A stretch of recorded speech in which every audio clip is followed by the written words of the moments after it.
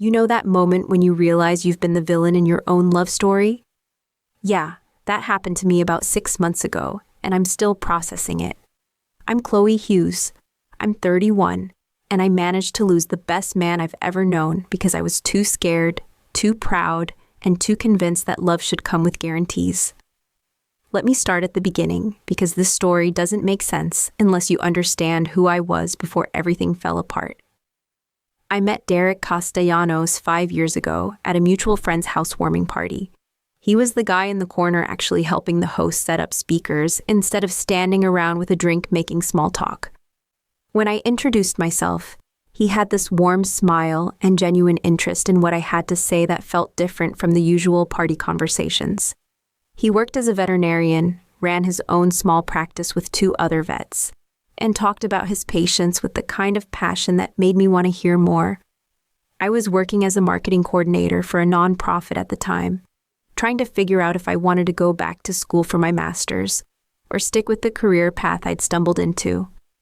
Derek listened to my uncertainty without trying to fix it or offer solutions, which was refreshing. Most guys either dismissed my concerns or immediately started giving advice. He just asked thoughtful questions that helped me think through things myself. Our first few months together felt effortless in a way I'd never experienced. He'd text me articles he thought I'd find interesting, remember details about my work projects, and plan dates that showed he actually paid attention to what I enjoyed. When I mentioned loving old mystery novels, he took me to a used bookstore and spent an hour helping me find first editions of authors I'd never heard of. When I stressed about a presentation at work, he brought me soup and sat quietly nearby while I practiced, only offering feedback when I asked. The thing about Derek that I both loved and found terrifying was his emotional availability. He wasn't playing games or keeping me guessing about his feelings. When he was happy, he showed it. When something bothered him, he talked about it directly. When he loved me, he said so without hesitation or qualification. It should have been perfect, but instead it made me anxious. I kept waiting for the other shoe to drop, for him to reveal some hidden agenda or start demanding things from me. I'd been in relationships before where everything started wonderfully and then gradually became about control or manipulation. With my ex before Derek, every conversation had subtext. Every gesture came with strings attached. And I'd learned to be constantly vigilant about people's real motivations. So when Derek was just genuine, I didn't trust it. I kept looking for the catch. Looking back, I can see how I started building walls, even while falling for him. I'd test his reactions by canceling plans last minute or being distant for a few days, then watching to see if he'd get angry or try to punish me. When he just expressed disappointment and asked if everything was okay, I'd feel guilty but also more suspicious. What kind of person doesn't get upset when someone treats them poorly? I started analyzing our relationship constantly, looking for signs of incompatibility or red flags that would justify my hesitation about getting too attached. He liked staying in and cooking together on weekends. I decided this meant he was antisocial. He was close with his family and talked to his parents regularly. I worried this meant he was too dependent. He preferred honest conversations to subtle communication. I convinced myself he lacked emotional intelligence.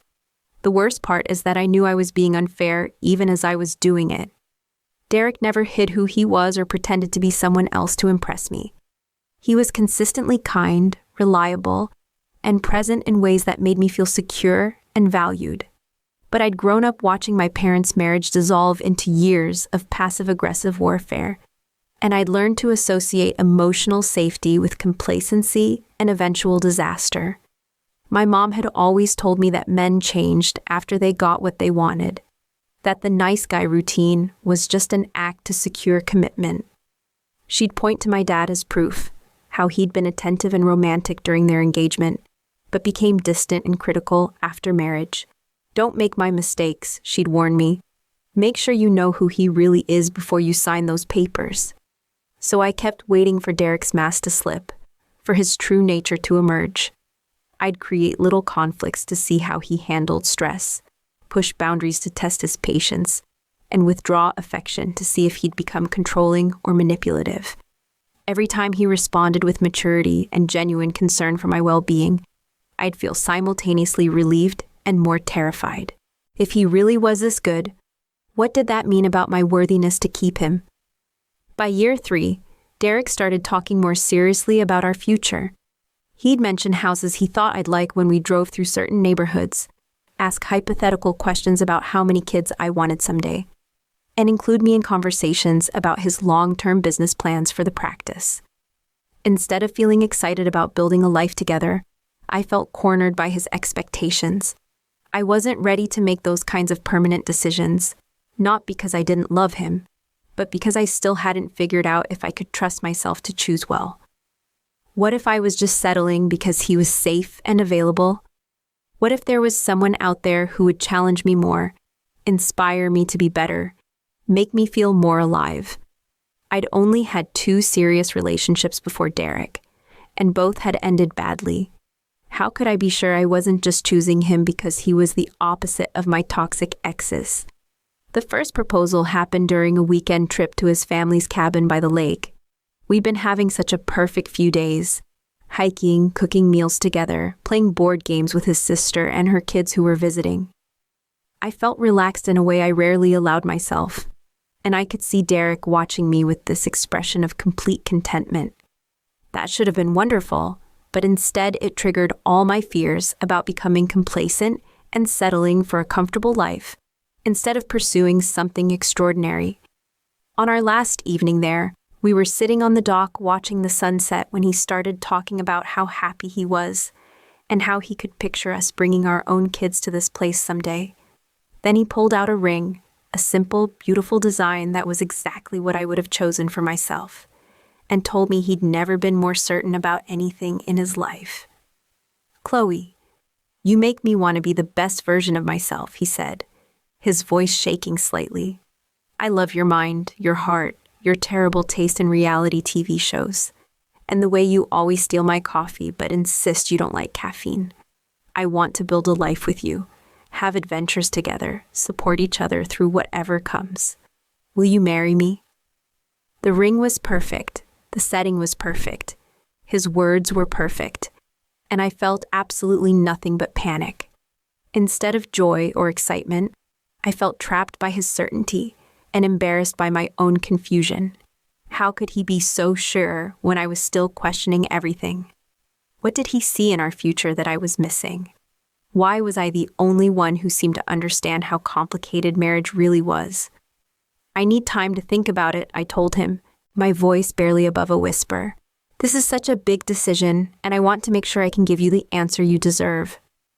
I watched his face fall, saw the confusion and hurt he tried to hide, and felt terrible about disappointing him.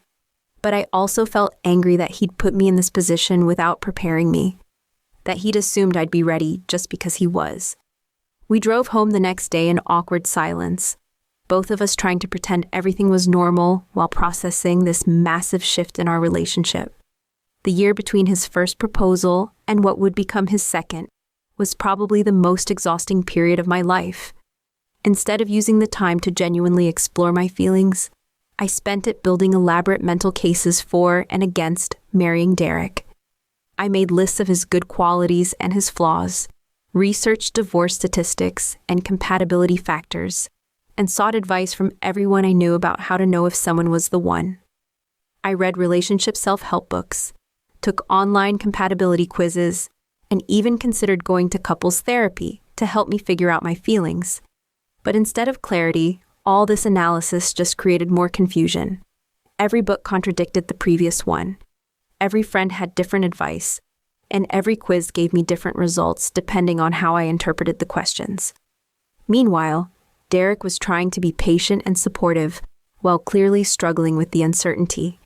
He'd ask occasionally how I was feeling about things, but when I'd start explaining my various concerns and theories, I could see him getting frustrated with my need to intellectualize everything. "Sometimes I think you're trying to talk yourself out of loving me," he said, after one particularly circular conversation about relationship psychology. That comment stung because it was probably true. I was so afraid of making the wrong choice that I was analyzing every feeling until it lost all meaning. I was treating our relationship like a research project, instead of something I was actually living and experiencing. The truth I wasn't willing to admit to myself was that I was scared of being vulnerable enough to say yes. Accepting his proposal would mean trusting that my feelings were real and lasting, that I was capable of choosing well, and that Derek would continue being the person I'd fallen in love with. It would mean believing I deserved the kind of love he was offering, and that I could be the partner he needed in return. Instead of dealing with those fears directly, I focused on finding logical reasons to justify my hesitation. I worried about our different approaches to money management, our different social needs, our different timelines for having children. I analyzed our communication styles and wondered if our conflict resolution methods were compatible long-term. I researched relationship experts' opinions about age gaps and educational differences and career priorities. All of this analysis was really just a way to avoid acknowledging that my hesitation wasn't based on any real incompatibility between us. It was based on my own insecurity and fear of commitment. But admitting that would have meant taking responsibility for my feelings instead of finding external factors to blame. 15 months after the first proposal, Derek tried again. This time, there was no surprise. He told me he wanted to have a serious conversation about our future, and we both knew what that meant. We went to dinner at the restaurant where we'd had our first official date, and he was more direct this time about his feelings and expectations. "I love you, Chloe," he said after we'd ordered our meal. "I've loved you for years, and I want to marry you. But I need to know if you want the same thing, because I can't keep waiting indefinitely for you to decide how you feel about me." He didn't get down on one knee this time. He just pulled out the same ring and placed it on the table between us. "I'm not trying to pressure you," he continued, "but I need honesty about where your head is, because this uncertainty is affecting both of us." I stared at the ring and felt the same overwhelming panic as before. Despite all my analysis and soul-searching, I still didn't feel ready to make this decision. I still had doubts and fears and questions that felt unresolved. Looking across the table at Derek's hopeful, nervous expression, I realized that no amount of thinking was going to make this feel easier or more certain. "I want to say yes," I told him honestly. "But I'm scared that wanting something isn't the same as being ready for it. I'm scared that I'll disappoint you, or that we'll change in ways that make us incompatible, or that I'm just choosing you because you're safe, rather than because we're genuinely meant to be together." Derek listened to my litany of fears without interrupting, but I could see his patience was wearing thin. When I finished, he was quiet for a long moment before responding. "Chloe, every relationship involves risk," he said finally. "Nobody gets guarantees about how things will turn out. But at some point, you have to decide whether you trust what we have enough to take that risk together. I can't convince you to love me enough to marry me. That has to come from you." I knew he was right, but I still couldn't make myself say yes. The fear of making the wrong choice felt stronger than my desire to be with him. So I asked for more time, promising that I would have an answer soon, that I just needed a few more months to work through my remaining concerns. Derek's response was different this time. Instead of agreeing to wait, he looked exhausted and sad. "I don't think more time is going to change how you feel," he said quietly. "I think you're looking for a level of certainty that doesn't exist, and I can't compete with your fear of commitment." He put the ring back in his pocket and asked for the check. The drive home was silent, and when we got to my apartment, he walked me to the door, but didn't come inside like he usually did. "I need to take a break from this," he said, not meeting my eyes. "I love you, but I can't keep having this conversation. If you decide you want to be with me, really want it without reservations, then call me. But I'm not going to keep asking." Derek's decision to step back forced me to confront what our relationship meant to me in a way that all my analysis hadn't. For the first time in months, I couldn't discuss my feelings with him or get his perspective on my concerns. I had to sit with my emotions without his comfort or reassurance, and it was terrifying. The first few weeks, I convinced myself this was probably for the best. Maybe we both needed space to gain perspective and figure out what we really wanted. I used the time to focus on other areas of my life. I applied for graduate school, started a new fitness routine, and reconnected with friends I'd been neglecting. I told myself I was becoming a more well-rounded person who would be better prepared for a serious relationship.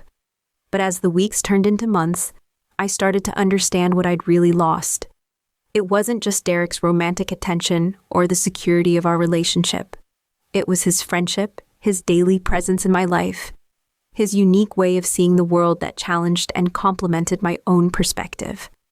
I missed his terrible jokes and his thoughtful questions and his genuine excitement when I accomplished something at work.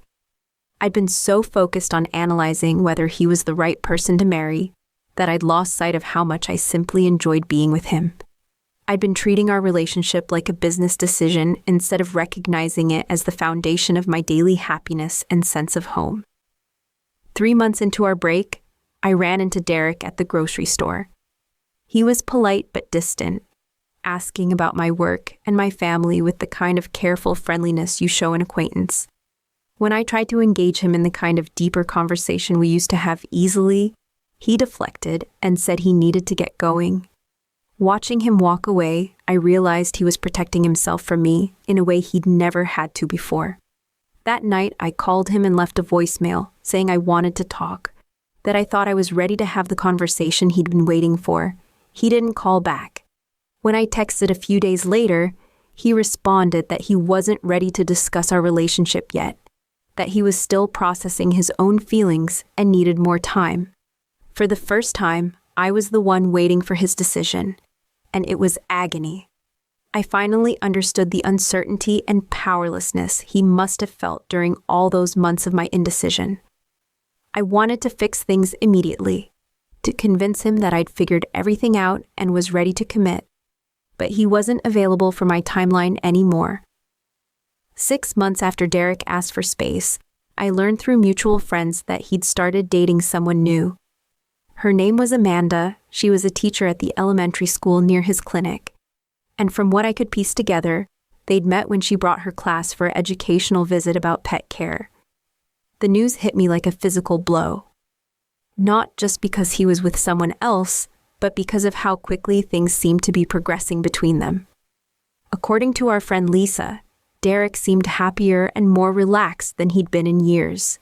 He talked about Amanda with enthusiasm and brought her to social gatherings without any of the hesitation or anxiety that had characterized the later stages of our relationship.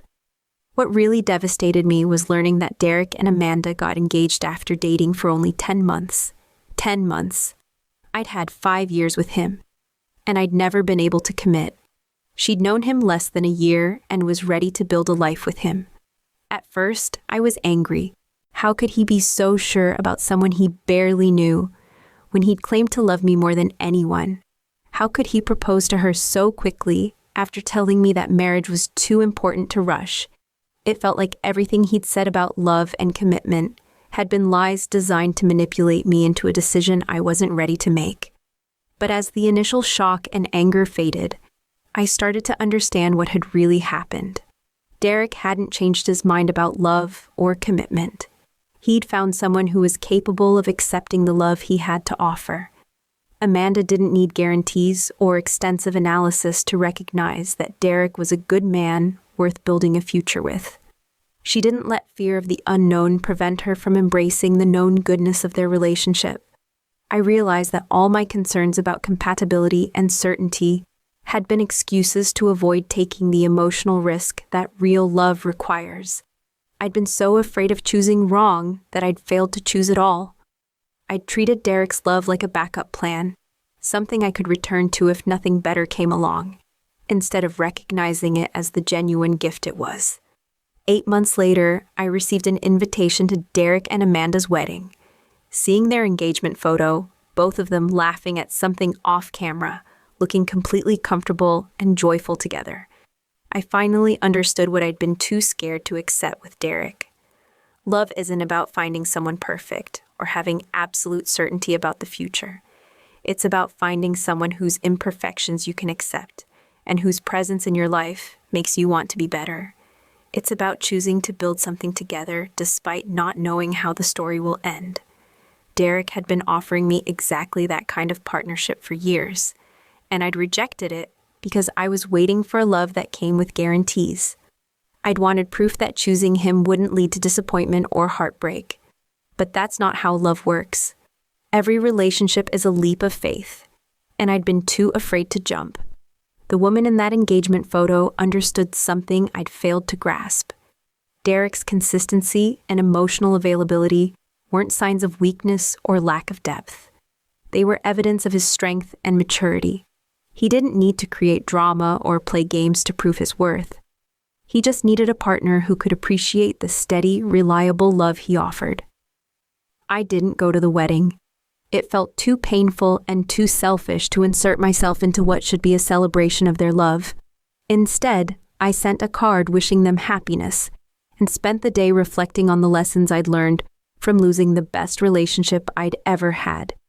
I'm 32 now, single, and finally understanding what I put Derek through during those years of indecision. I've been in therapy working on my fear of vulnerability and my tendency to overthink everything to avoid taking emotional risks. I'm learning to trust my feelings instead of analyzing them to death. And I'm practicing accepting uncertainty as a normal part of life, rather than something to be eliminated through endless planning. I still think about Derek sometimes, especially when I see couples who seem to have the kind of easy, supportive partnership we could have had. I don't regret that he found happiness with someone else. He deserves all the love and stability in the world. But I do regret that my fears prevented me from being the partner he needed, and that I wasted years of both our lives because I couldn't recognize what I had.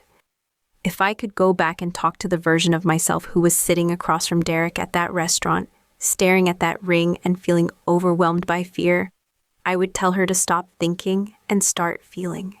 I would remind her that Derek had already proven his character through years of consistent actions, that his love had already been tested by time and stress and uncertainty. I would tell her that the perfect relationship she was holding out for doesn't exist, but that the good relationship right in front of her was worth protecting. Most importantly, I would tell her that saying yes to Derek wouldn't mean giving up her independence or settling for less than she deserved. It would mean choosing to grow alongside someone who already loved and supported her exactly as she was, while still believing in who she could become. I learned too late that sometimes the biggest risk isn't committing to the wrong person. It's failing to commit to the right one. Derek wasn't asking me to guarantee our future would be perfect. He was asking me to trust that whatever challenges we faced, we'd face them together. That's what partnership really means, and it's what I was too afraid to accept when I had the chance. These days, I try to approach relationships with more courage and less analysis. I still think it's important to be thoughtful about major life decisions, but I've learned the difference between healthy caution and paralyzing fear. I'm working on trusting my instincts and accepting that uncertainty is part of loving someone, not a problem to be solved. I hope Derek and Amanda have the kind of marriage I was too scared to build with him. And I hope that when the right person comes along for me, I'll be brave enough to recognize them and smart enough not to let fear make my decisions for me again. The truth is, I wasn't waiting to be more sure about Derek. I was waiting to be more sure about myself. And by the time I figured that out, it was too late to matter. That's a lesson I'll carry with me for the rest of my life, and maybe it will help me choose better next time. At least I hope so.